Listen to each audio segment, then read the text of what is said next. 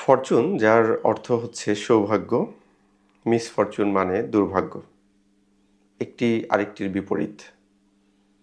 But এই দুটি বিষয়ের মধ্যে একটি গভীর সম্পর্ক আছে। যখন আপনি ফরচুনেট হন, যখন সৌভাগ্য ধরা দেয়, তখন একটার পর একটা সৌভাগ্য আসতে থাকে। আবার আপনি যখন মিসফরচুনেট হন, আপনার উপরে দুর্ভাগ্য যখন ভর করে, একটার পর আরেকটা দুর্ভাগ্য আপনার জীবনে আসতে থাকে বা ঘটতে থাকে। ধরুন আপনি 10 বছর আগে কারোর কাছে টাকা পাবেন। আপনি ধার দিয়েছিলেন, সেই টাকা 10 বছর হয়ে গেছে, দিচ্ছে না। অনেক চেষ্টা করছেন, দিচ্ছে না। হঠাৎ করে একদিন আপনি সকালবেলা মর্নিং ওয়াকে বের হয়েছেন, হাঁটতে বের হয়েছেন। সেই সময় সেই ভদ্রলোক আপনাকে সমস্ত টাকা একবারে দিয়ে দিল। এরপর আপনি বাসায় ফিরে টাকাগুলো রেখে আপনার অফিসে বের হয়েছেন। অফিসে গিয়ে দেখলেন যে আপনার জন্য চিঠি লেখা আছে, যেই চিঠিতে বলা আছে যে আপনাকে প্রমোশন দেওয়া হয়েছে এবং সেই প্রমোশনের সাথে আর্থিক যে সুবিধা, সেই সুবিধাটা অনেক বেশি। সৌভাগ্য যখন ধরা দিতে থাকে, তখন একটার পর একটা আসতে থাকে।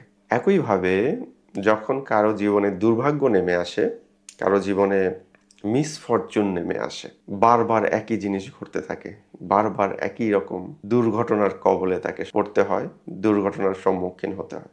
যেমন আপনি গাড়িতে উঠতে নিলেন, গাড়িটা হালকা সামনে টান দিল, আপনি পড়ে গেলেন, আপনি রক্তাক্ত হলেন। একই দিনে আপনি যখন মেডিসিন হাতে নিলেন, কিন্তু মেডিসিন পড়ে গেল মাটিতে, আপনার ওষুধ খাওয়া হলো না। এরপরে আপনি যখন একটু আরাম করে বিছানায় শুয়ে আছেন, হঠাৎ করে ফ্যানটা নষ্ট হয়ে গেল। সেম ডের ঘটনা। তো আমি স্বল্প সময়ের উদাহরণ দিলাম, এটা দীর্ঘ সময়ও ঘটতে পারে।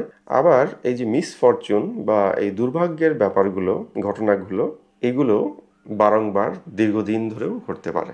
তো এখন ফরচুনেট হওয়া বা মিসফরচুনেট হওয়া, এটা অনেক ক্ষেত্রে আমাদের হাতে থাকে না, কন্ট্রোলে থাকে না। আমি শুরুতেই যে উদাহরণটি দিচ্ছিলাম, আপনি একজন মানুষের কাছে টাকা পান 10 বছর ধরে, সে তো আগেও দিতে পারত, বাট সে আগে দিবে না। এটা কি বলা হয়? নিয়তি। এটা কি বলা হয়? লাক। আপনি শত চেষ্টা করলেও অনেক কিছু হবে না, ঘটবে না। আপনার লাক ফেভার করতে হবে, অন্যথায় আপনার জীবনে সেই বিষয়টা ঘটবে না বা আসবে না। একটা কথা বলা হয়ে থাকে যে ভাগ্যের মাছ মরা।